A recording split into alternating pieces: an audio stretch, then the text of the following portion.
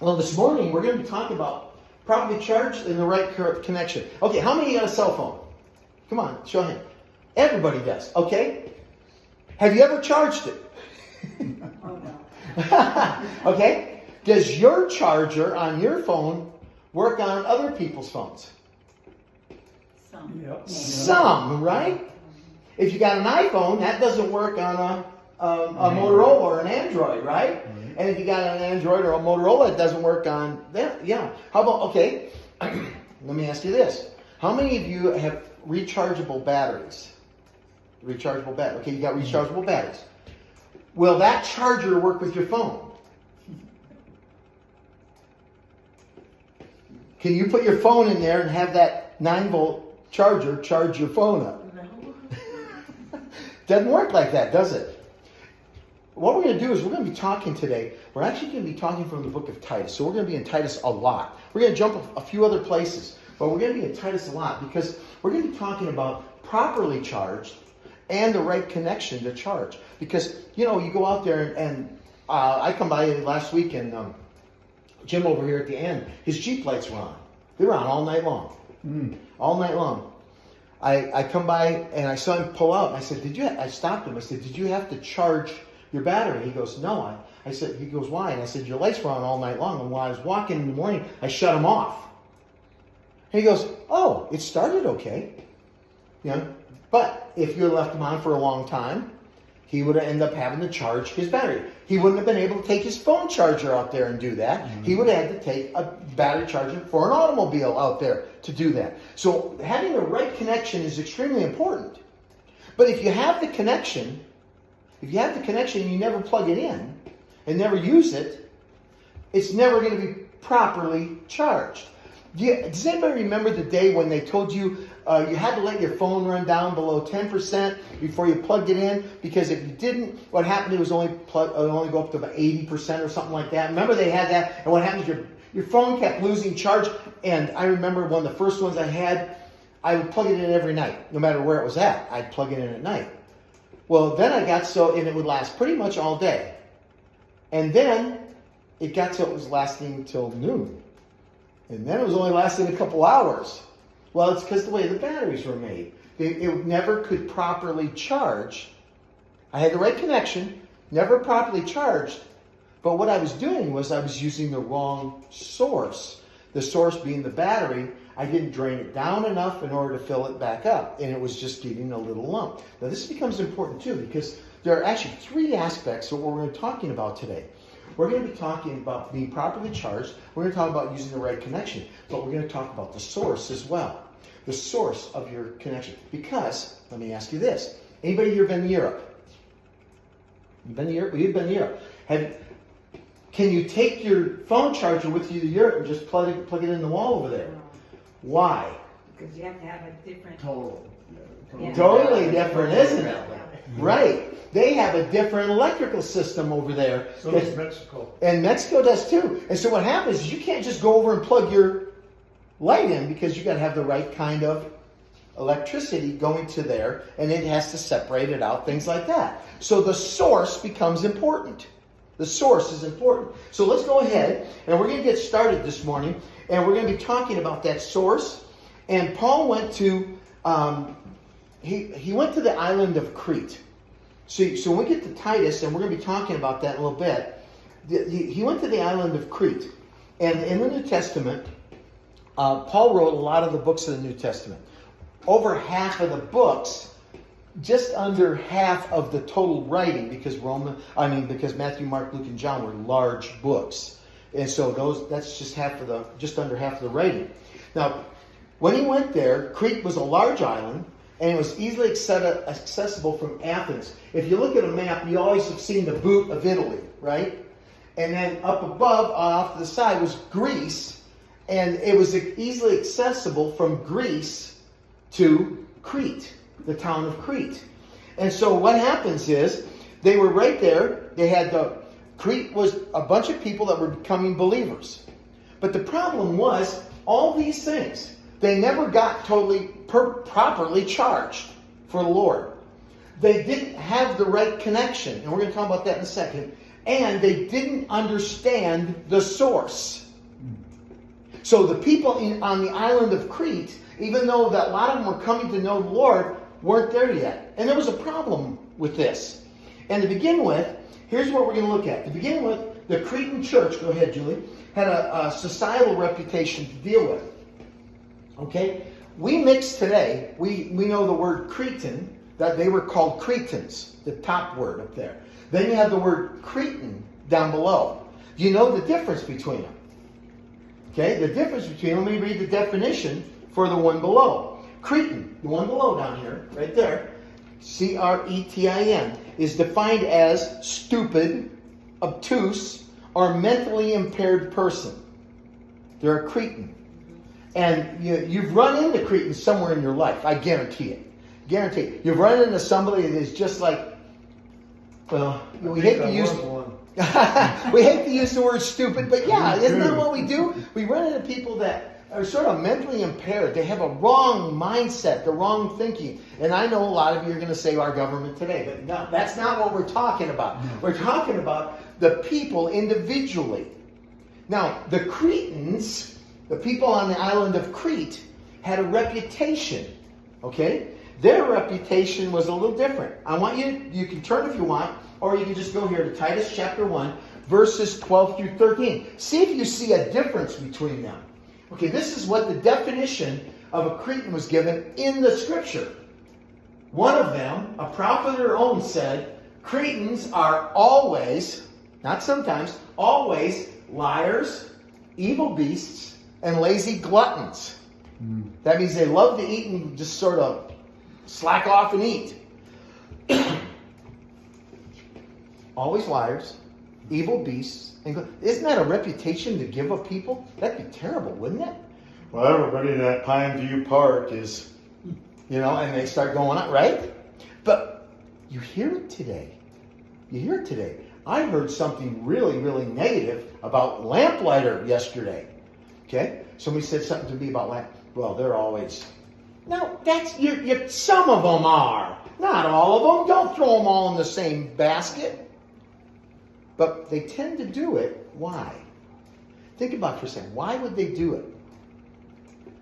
Because nobody knows everybody else.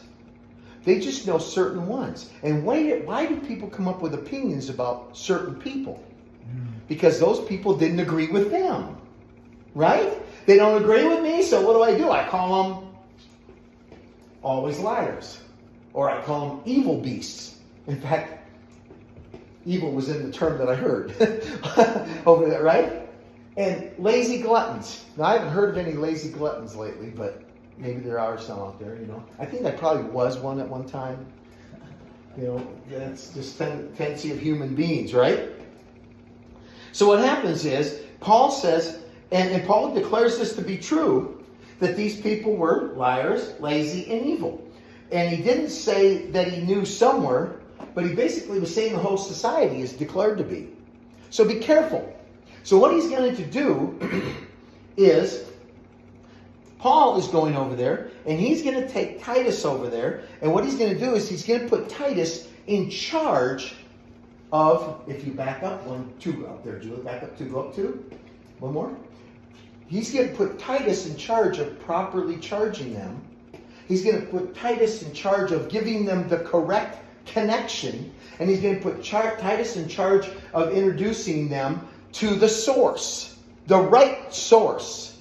Because remember, when I say, and people say, wait a second, there's only one source, it's Jesus Christ. Except, what's the person's view of Jesus Christ?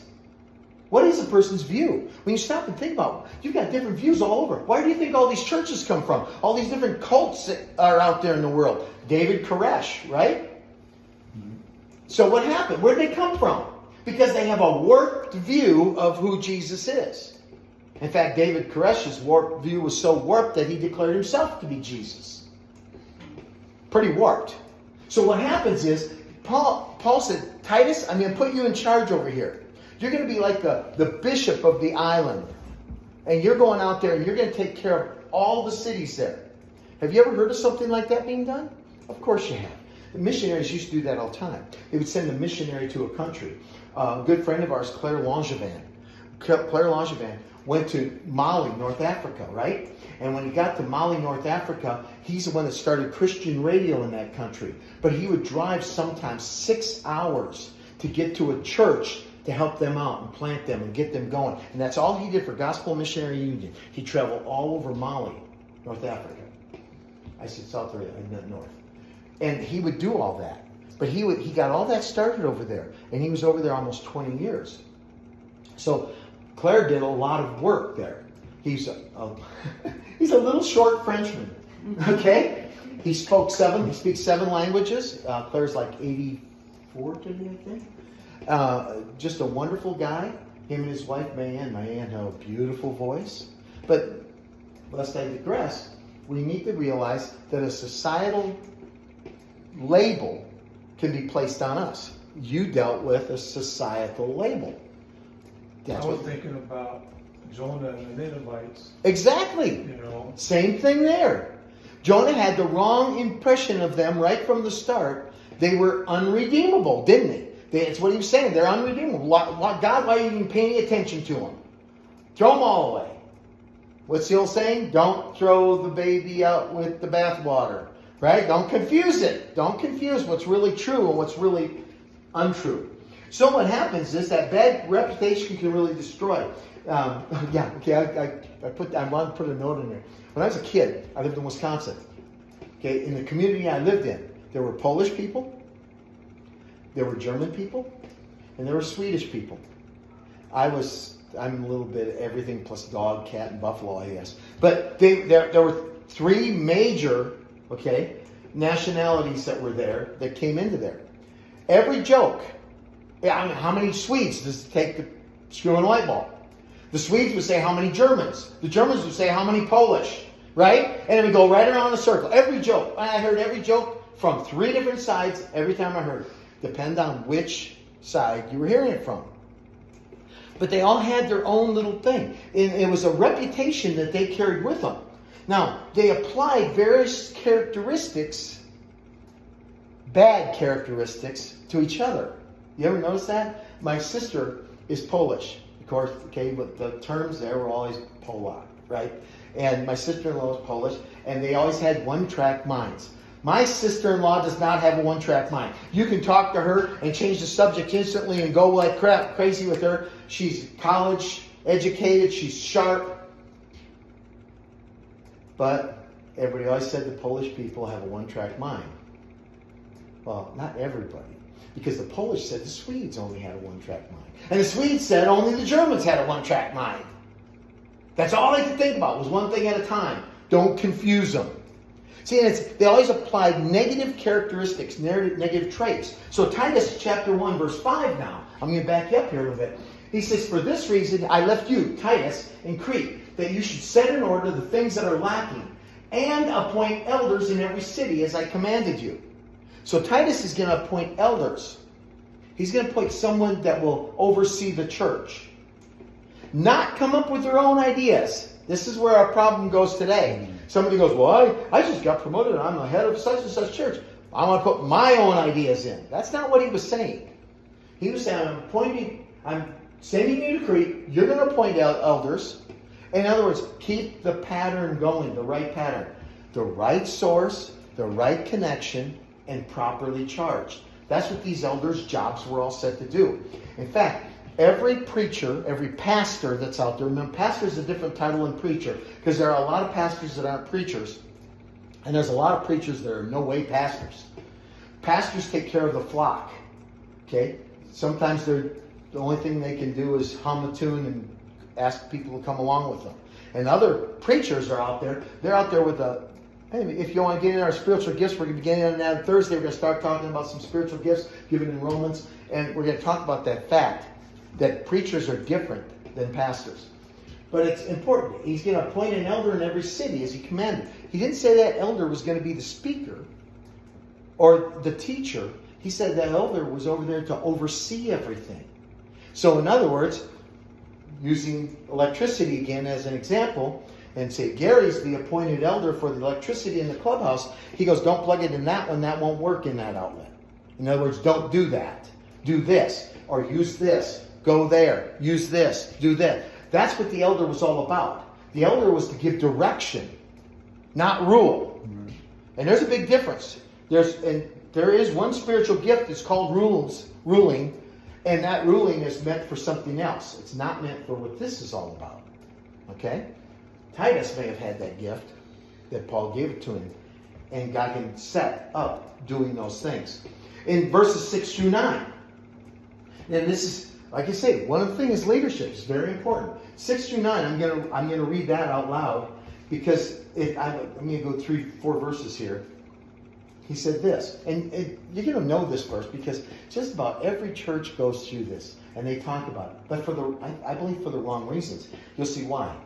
If a man is blameless, the husband of one wife, having faithful children, not accused of dissipation or insubordination, for a bishop must be blameless, as a steward of God, not willed, not self-willed, not quick-tempered, not given to wine, not violent, not greedy for money, but hospitable, a lover of what is good, sober-minded, just, holy, self-controlled, holding fast the faithful word as he has been taught, that he may be able by sound doctrine both to exhort and convict those who contradict.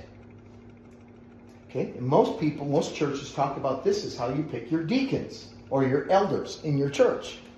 This is the way they talk about picking it. And usually their focus goes on husband of one wife. Husband of one wife. And then they go, okay, does that mean at this time he's the husband of one wife? Or does that mean he couldn't have any wives before that may have died or may have been divorced? Or what does it mean? And they argue too much about it. Okay? They argue too much. Let me tell you what I believe it's really focused on. Okay, here's what I believe it. It's verse 7 says, a bishop must be blameless. It didn't say he must be perfect. It didn't say he can't ever be wrong or ever have made a mistake.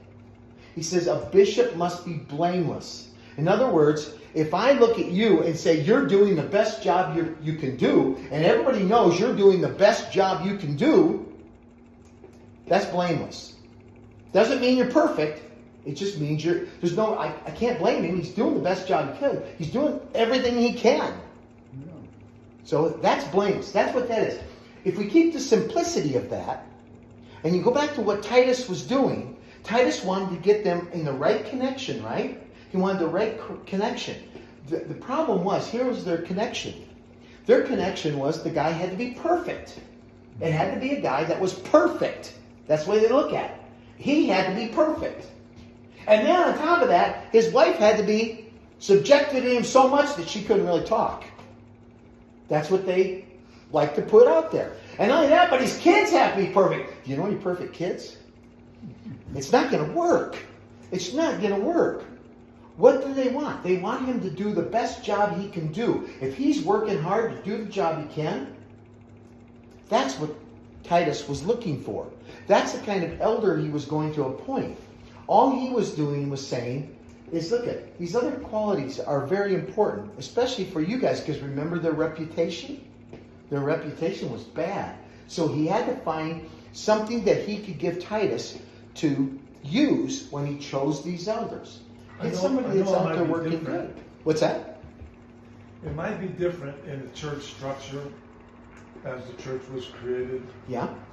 But from my reading, God took every piece of scrap human being he could find and used it. Didn't he? Yeah. Didn't he? He did. And that's why I say the blameless was not what you did in the past. The blameless is what you're doing now. In other words, I'm trying my best. Yeah, I messed up. Because before Christ saved you, guess what? There was none of us worthy of heaven in any way, shape, or form. And now the only reason we're worthy of heaven is because of Jesus, not because of ourselves. And so far, therefore, the blameless part is moving forward. Now that becomes really good. That's a good study, by the way, if you ever get into it. Dig deep into that. Dig deep into it. And don't get legalistic about it, where this is the letter of the law, you gotta go by it, because a lot of churches try to do that. And what they do is, by doing that, they miss out. They miss out because, you know what? None of us knows what each other does at home. Do we? I was in a church one time, and they all said, this guy would make a great leader in our church. And, okay, I don't know him. I've only been there a little while. They put him in there. And then come to find out he was beating his wife at home. You know? Yeah, that's terrible. Okay? Then they kick him out. Then they have to do it instead of searching beforehand. Notice the things, because people can only do things, and I'm a firm believer in the 3-year period. You can watch, and a person can, that's why I love it, because when we've talked, you said 9 years. You've been out, right? So 9 years. 3 years. 3 years. I believe a person can only act for 3 years. And then the real them is going to show somehow. They can hide a whole bunch of stuff for 3 years, but then the real is going to come out. It's going to show itself. It'll show itself. And I've got example after example, because I counseled for 40 plus years. And I saw that very thing happen so many times. So we get back to Titus here. And look at 10 and 11. Here we go. They needed to have leaders that weren't living like the reputation. He said, for there are many insubordinate, both idle talkers and deceivers, especially those of the circumcision. Now he's talking about the Jews, right? Whose mouths must be stopped, who subvert whole household, teaching things which they ought not, for the sake of dishonest gain. Paul was Gentile, talking to Gentiles. Titus was in Crete, and the majority of believers were now Gentiles, not Jews. But the Jews were coming in as well as believers. And what they were doing is they were going back to the law and saying, you can't be a good Christian if you don't do this or that. If you aren't circumcised, you can't be a good Christian.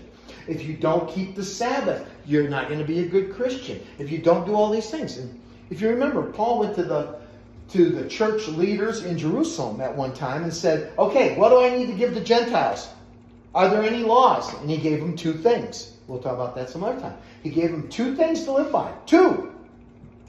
And then he didn't even give them as a command. He gave them as suggestions. Right? So he said, Christians, you got a different connection. That's where we get it at. You got a different connection than the Jews did. Their connection was based on their source. Their source that they thought they had was God the Father as a legal entity. Because that's all they knew was the law. So their connection to God was through the law. But our connection is through mercy and grace through Jesus Christ. So we have a different connection that we go through. These people were trying to change the people there in Crete. And then we go, Julie, don't turn anywhere. You can do this. Put yourself around people who are doing what's right. This part I'll put up there. Put yourself around people that are doing what's right. And the reason I put that up there is because that's part of leadership. Not, you might be the leader. You might not even know it. But you might be the leader. You might be leading people and influencing people. Because a leader really does one thing. Influence people. Influence people. A good leader, if you ever had a good boss, a real good boss, the boss doesn't come out and demand. The boss comes along and works with you, and you do better because you have a good connection with your boss. Right? You got a good connection with your boss. That gives you that connection. And then you go about more charged up, properly charged. So put yourself around people. If you want to look at something, you can look over at Philippians 4:8. And Philippians 4:8 and 9 says this. Finally, brothers, whatever things are true, whatever things are noble, whatever things are just, whatever things are pure, whatever things are lovely, whatever things are of good report, if there's any virtue, if there's any praiseworthiness, meditate on those things. Think about them. But here's where the leadership comes in. Paul says, the things which you learned and received and heard and saw in me, these do. And the God of peace will be with you. Paul was saying, I'm a leader. If I don't lead by a proper example, then I wouldn't want you to look at me. But he said, look at me. I'm leading by proper example. So follow the things I do. If you want to have God's peace, follow the things I do because I have God's peace. He says, if you want to have God's joy in your life, follow the things I'm doing because I have God's joy. The man was stoned. The man was bitten by serpents. The man was sea-wrecked. Right? All these things happened to him. And yet, he had the joy. Why? Because he had God and he was doing the right connection. The right connection became very important for him. And so that's what Paul was saying in Philippians. But then we can go back to James 4:17. In 4:17, he's going to hit you something here with total logic. This is total logic right here. Therefore, to him who knows to do good and does it not, to him it is sin. In other words, let me paraphrase that, right? If you know how to do good and you don't do it, you know you're a bozo. Right. That's what he's saying. If you know what to do and you won't do it, you know you're a jerk. You know you're wrong. That's what he's saying. It's to you. Notice he didn't say to God it is sin. He didn't say to the rest of the people it's sin. Because notice the key word is right here. Knows. In other words, not seen, not visible, but you know in your heart. You know that you're wrong. And you know what goes on. And you know what? So many people, I've talked to so many people, and you've heard this before. It's that person, when you look into the mirror, that's looking back at you. That's the person you need to deal with. If you focus on that person, guess what? Everything else will fall into place. Again, are you ready? The right connection. Remember, God works vertically with us. We work horizontally with others on the plateau. So what happens is, when God works to us, we should look up and say, look at this relationship. God gave me mercy to put me in his family. So now I need to replicate that. So what do? I turn and I need to say, I need to give mercy to put him in my family. Whether he wants it or not, I need to be, it's me, the person in the mirror. I need to do it. If I do it, people's lives change. Not just mine. And that's where it starts. They always say if you have somebody that you have a problem with, what are you supposed to do about it? Not kick their butts. Now, that's right. You're supposed to pray for them, right? You start praying for them. And usually they say, well, will that change him? That's the first question they always ask me when I tell them that. Will that change him? No, but it'll change you. If it changes you, your changes will often change someone else. Your That's how changes. God does it with us. Exactly. I mean, he changes us, works and not just redeems us, but we have been changed. And we become the living examples, which he calls the living stones later in Peter, right? Yeah. We become that. We become that. And that becomes very important for us. And so after this, we look at verses 15 and 16 of Titus 1. And if to the pure, all things are pure. You ever notice that? You ever seen somebody, you ever have a little kid? I always love using kids as an example. You have a little kid and they're just pure at heart. They just love, guess what? Everything is pure. They don't have a problem running up and giving somebody a hug, even if somebody they don't know. Have you tried doing that lately? It just doesn't seem to work the same, does What it? about behaviors? Exactly. No, I mean, I'm asking. So, It does. It fits right there. Like, I smoke pot. Yeah? I do. It's legal. Yeah?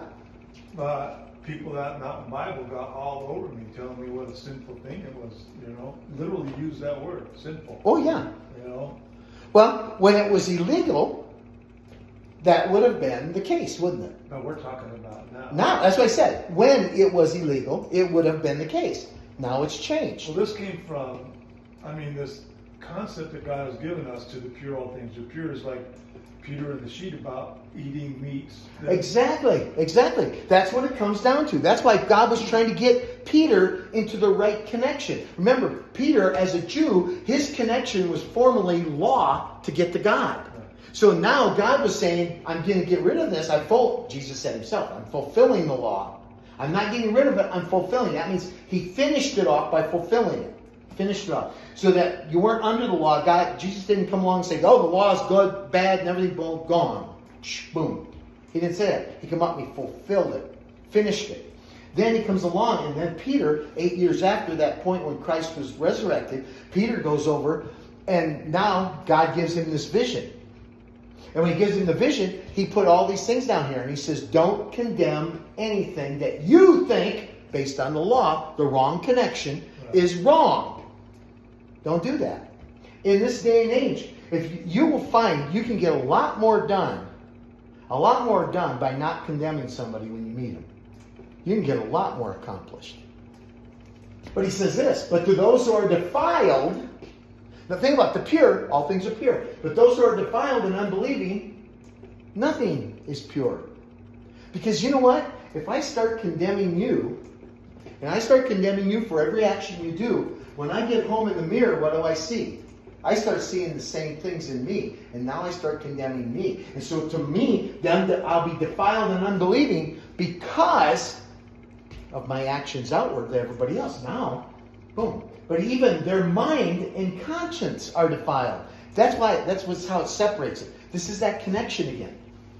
Their mind and conscience. This is sort of like the European power hookup compared to the American power hookup, right? What happens is you come along and you got, 220 over there, but it's different.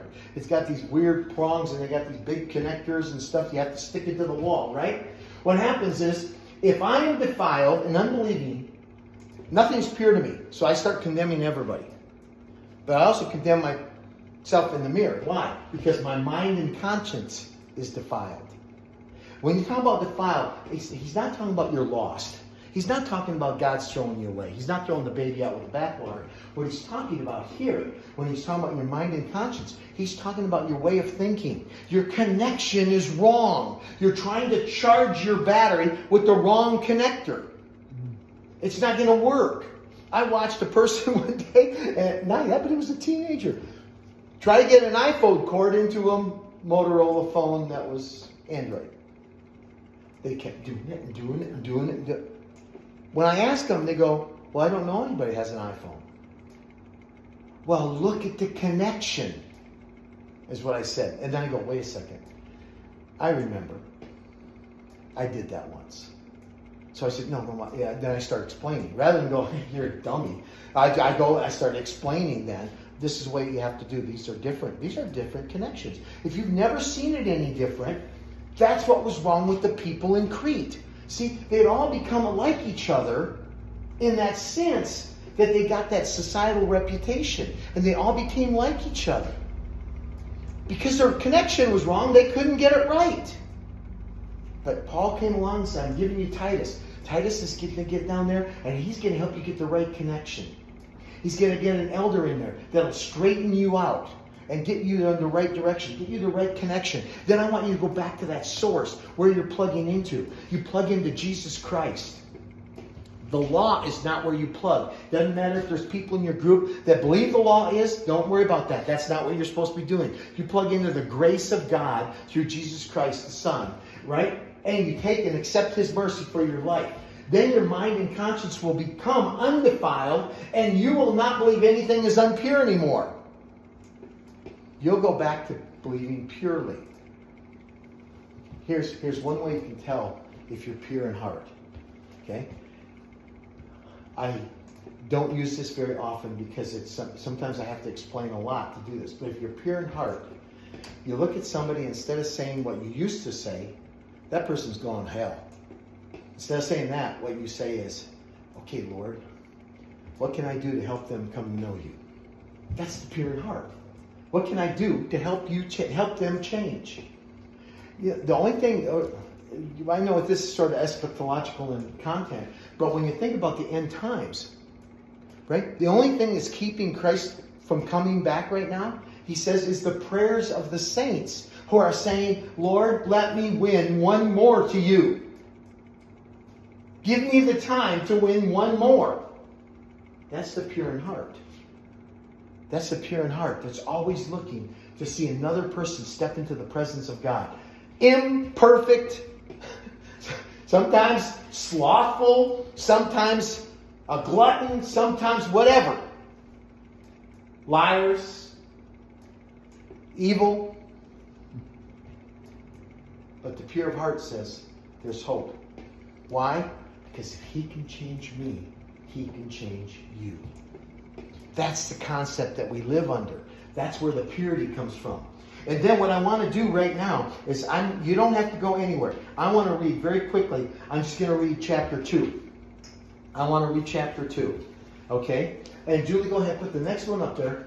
But I'm not going to read it yet because I'm going to come back. I'm going to read chapter 2. At least a portion of it. Okay? He says this, but as for you, speak the things which are proper for sound doctrine. Doctrine means the truth of God. Speak the things that are proper for sound doctrine. That the older men be sober, that includes most of us, The older men be sober. And what does he mean by sober? No drinks? No, that's not what he meant. He said, having yourself under your control.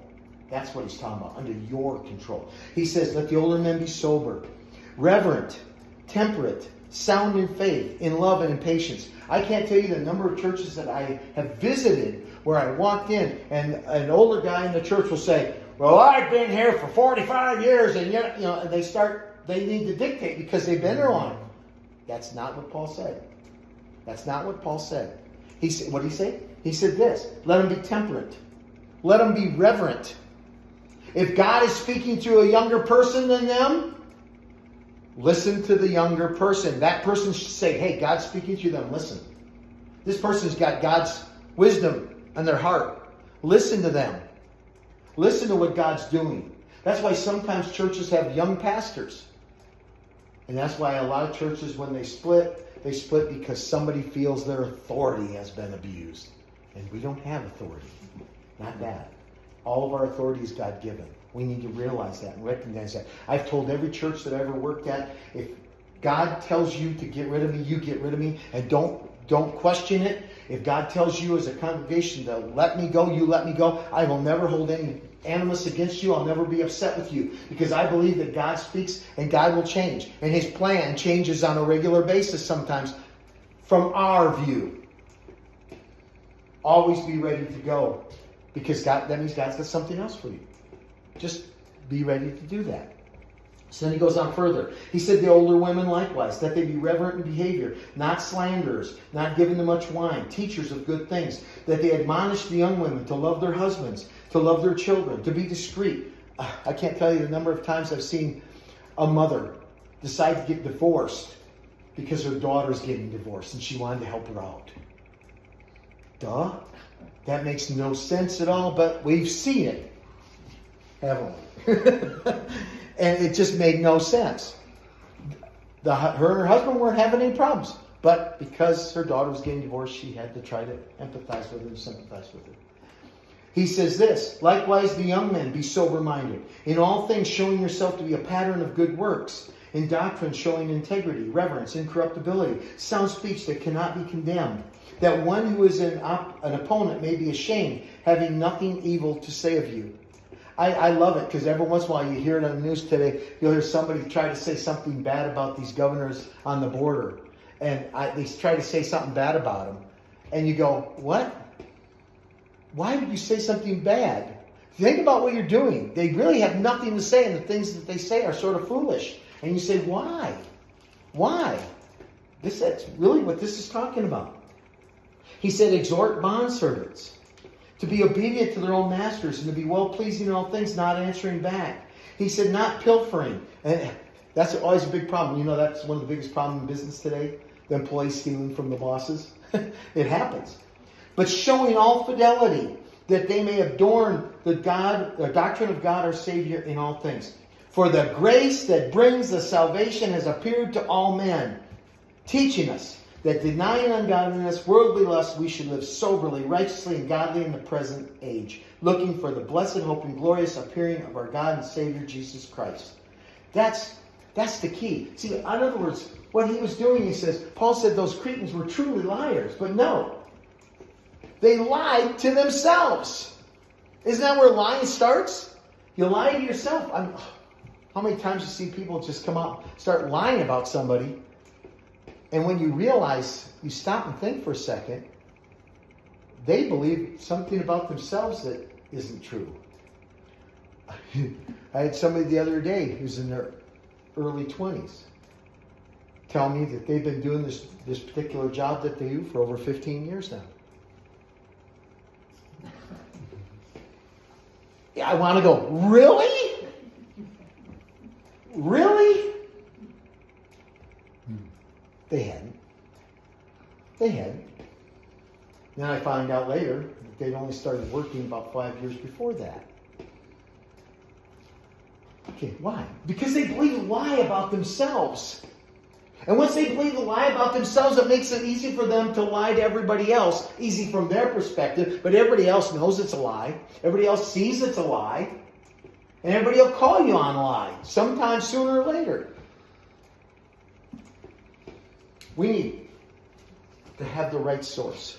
That comes through Jesus Christ. That's the right source. Don't get connected to him through the law and through legalism, through all that stuff. Leave that alone. Get connected to Jesus Christ. Because the God of mercy gave you this opportunity. Get connected to him. Grace means you get the things that you don't deserve. Remember, mercy is not getting what you do deserve, which is to be separated from God for all eternity. But grace is getting the things you don't deserve. God has graced us.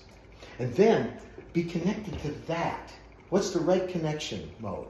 Okay? Through the proper leadership. Through the people who are going to give their lives somehow, some way to help you. Whether they know it or not. They do it. They just do it. It becomes natural. That's the pure in heart. The pure in spirit.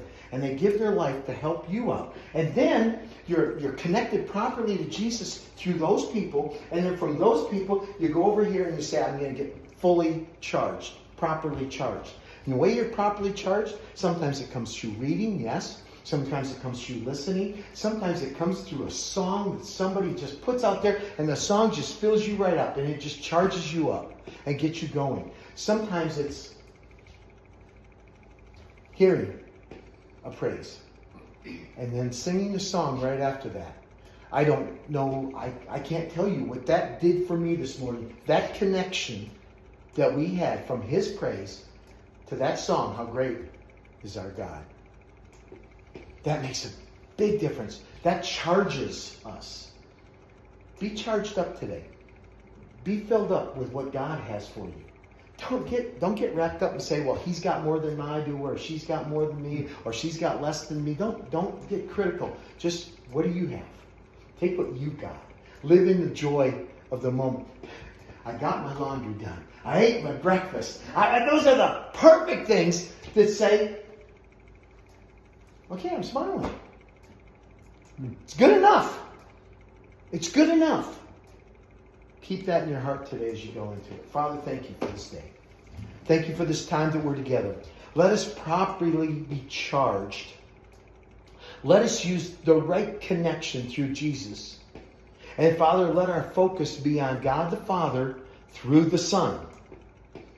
And Father, may we acknowledge each and every day that it's your Spirit working in us that will allow this connection to be pure and allow our charging to be full. Father, I ask you to guide each and direct each one of us. Open our eyes to your word on a daily basis. Maybe it's through the simplicity of something beautiful out in nature. Maybe, Father, it's the simplicity that we have of seeing someone working and enjoying their work. Father, your will, your way in us this day. We thank you and we praise you in the name of Jesus, your Son. Amen.